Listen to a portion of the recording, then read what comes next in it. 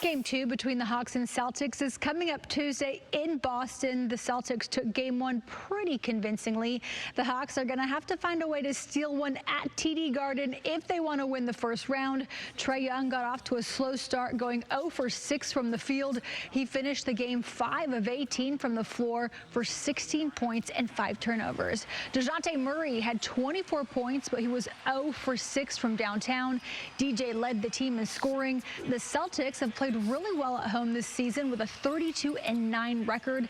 Atlanta is 17-24 on the road. These are the swings of the playoffs. You know, oftentimes it comes an entire game, but you have to continue to compete. And really that was a few things that we wanted to do differently from an adjustment standpoint, but more than anything, just keep competing, because that's what this is about. You give yourself a chance if you can compete for 48 minutes every game. And it looks like they're going to need every single one of those 48 minutes. Well, the best tight end in the country received the Mackey Award Saturday at G-Day in front of fans and his family. Junior Brock Bowers caught a nice 39-yard pass from quarterback Carson Beck at UGA's spring game. Guys, I imagine we'll see that quite a bit next season as the two develop more chemistry. Brock, let me be the 100th person that asks you about the quarterbacks. Can you go through all three for me and just kind of tell me how spring went for them in your opinion? You said, what was the last question? Just in your opinion, how they did this spring, all three guys. Oh yeah, I mean they're all repping and taking and just getting all the work done, and they all just coming every day ready to work, and I mean, they're just here to produce, and that's what they've been doing, and having that kind of competition is just making every one of them that much better. So they're just pushing each other every day. I'm sure you're not going to tell me which one you think is ahead of the rest. However, I'm going to tell you that Carson Beck has a little more experience than the rest. How much do you think that will help him? Because that really is what's lacking the most, and that's what Kirby had said he's wanted, is more playing time for everybody.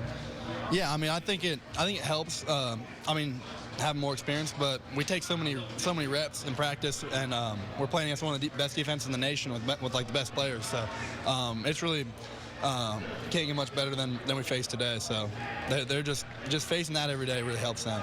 How much do you think Arian Smith, what he's doing, will play a big part in this upcoming season? For me, I think it's his time to shine. Yeah, I mean he's just a baller. He just Kirby Smart just tells him to run fast, and he runs fast. So that's all he has to do, just run by people.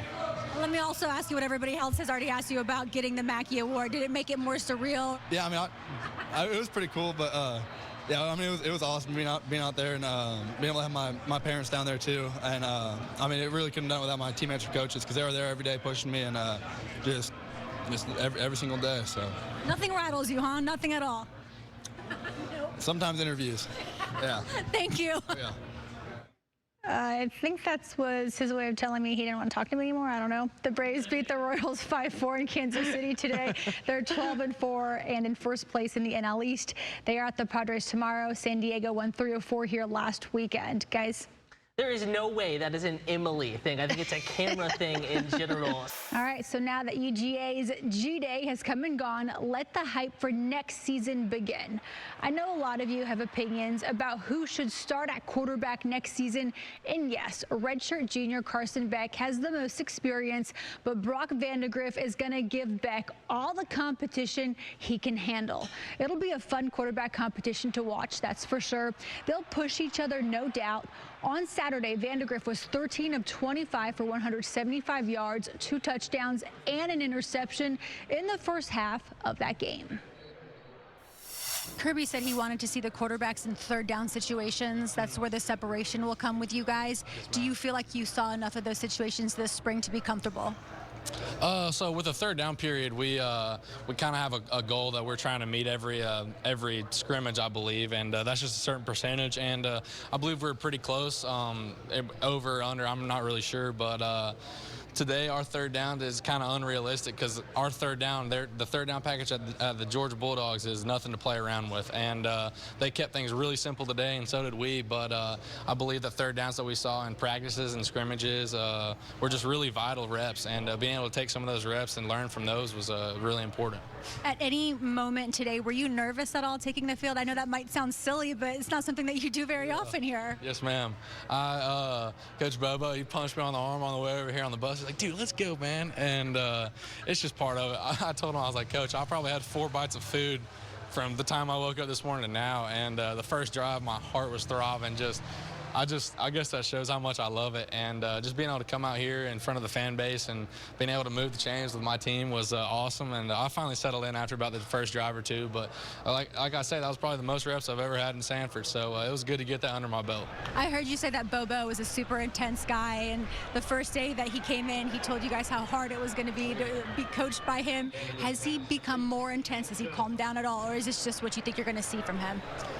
Just from the time he said that to now, I believe it's been about the same, and that's all you can ask for is just a guy that's consistent. And I'm not sure if you were over here earlier, but we have a devotion every day in the QB room every day that we practice, and it's just like how my dad was. Like when we're at home, he's my dad, and when we're on the field, he's my coach. And Coach Bobo's the same way. When we're in the QB room, he's going to talk to you like he's your son. He's going to want you to get better on the football field, but he's also going to ask you how your day was and how class was, which is just really important at the quarterback position, I believe. Listen, Vandagriff talked to me like he had been there before. I love it. He was a great interview, good insight. I'm all about that. Guys, the Braves beat the Royals 5-4 in Kansas City today. They're 12-4 on the season and in first place in the NL East. They're at the Padres tomorrow. San Diego won 3 of 4 here last weekend. We're back to talk about the Hawks. Let's move on to the quarterbacks. Everybody wants to know how the competition is going, and I want to hear it from your perspective. The 3 guys, which one do you think is more ahead than the rest? I'm not going to single anybody out. Everybody loves 1-5. Everybody loves 12. Everybody loves 14. So those guys do an amazing job of just leading and conducting this offense. And whoever wins that job, it's more power to them. I love all my QBs. How important is it for them, do you think, to get out there and get playing time? Because that's really what they need is the experience. They haven't been able to get out there. I think it's from the way we practice. We do so much two-spot, and there's nobody at practice standing around. So, and Coach Smart prides on that. So, and I think that's what gets guys ready to go. And I think that's what when there's next guy up, when guys go down, you see guys are always ready to play here. So I think it's just a testament to how we practice. Let's move on to the defense. Let's do that. I know that's what you want to talk about. Having to replace Jalen Carter, having to replace Nolan Smith, the DBs in the back, especially like Chris Smith, who was here forever. What's that like for you guys? It's very tough. We know we wish those guys the best. We love and miss them, but we know what we have to do to keep the legacy going and keep the Georgia standard here. And we just got to improve on those things going into fall camp.